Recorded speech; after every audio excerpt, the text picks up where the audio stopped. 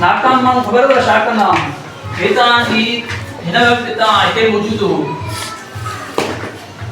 हितां जो माज़ी आहे पास्ट मां लिखां थो पई जेको गुज़री वियो आहे मुंहिंजो बि गुज़री वियो आहे तव्हांजो बि गुज़री वियो आहे कान हितां जो फ्यूचर आहे हेॾे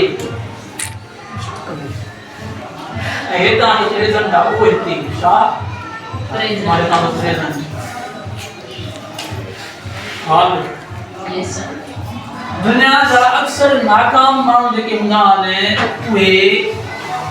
या त पास्ट में रहंदा आहिनि या फ्यूचर में रहंदा आहिनि उहे प्रेज़ेंट मूमेंट में न रहंदा आहिनि ठीकु आहे न तव्हांखे खोड़ सारा अहिड़ा मिलंदा माज़ीअ जे ॻाल्हियुनि ते रोअंदा रोअंदे नज़र ईंदा मूंसां ईअं थियो आहे मूंसां भाइरनि ज़ुल्म थियो आहे हा मूंसां पुट हे ज़ुल्म कयो जेकॾहिं हूंदी औरत हूंदी त उन सां कहिड़ो बि मुड़ुसु भलो हले पोइ बि औरत जी माना आई आहे ख़ूबी रखियल आहे हुन में त चवंदी त मुड़ुसु मुंहिंजे लाइ कयो छा आहे कुझु बि न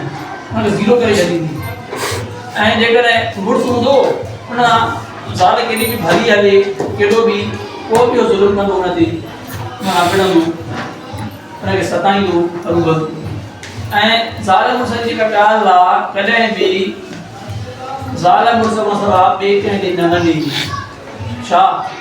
ॿिए कंहिं ॾे न वञे इहो सिर्फ़ु उन लाइ न ई माना हर माण्हूअ लाइ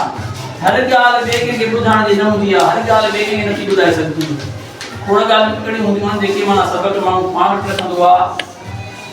ऐं ॿिए खे तव्हां ॿुधाईंदव गड़बड़ पैदा थींदी चवनि वधीक ख़राबु थींदी कान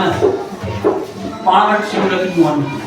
ऐं ख़बर हुजे त मूंखे उन खां पोइ कुझु शयूं आहिनि ज़िंदगीअ में अलाह चयो लम्मा सबरू वकामु बि आयातिना यकीनून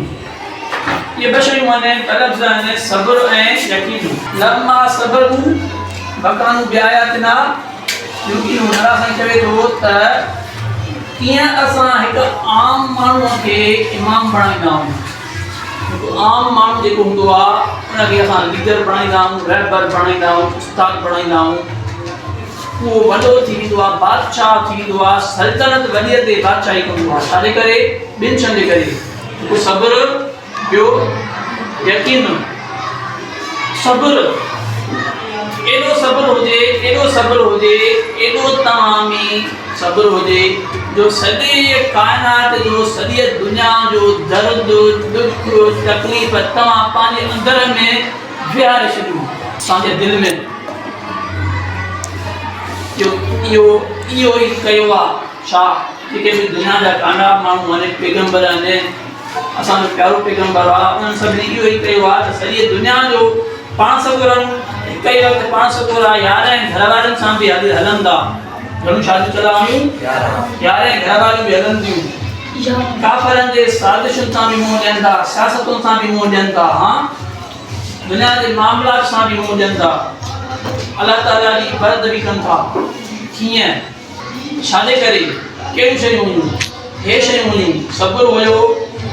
सब्र जा हिसा आहिनि वरी सब्र जा अहिड़ा हिसा आहिनि त तकलीफ़ अची वई उनजे माण्हू अल्लाह ताला खे यादि करे अल्लाह ताला खां घुरे ऐं पाण कोशिशि कंदो रहे जेतिरो उनजे वस में आहे कोशिशि उहा करणी आहे जंहिंजो हुकुम आहे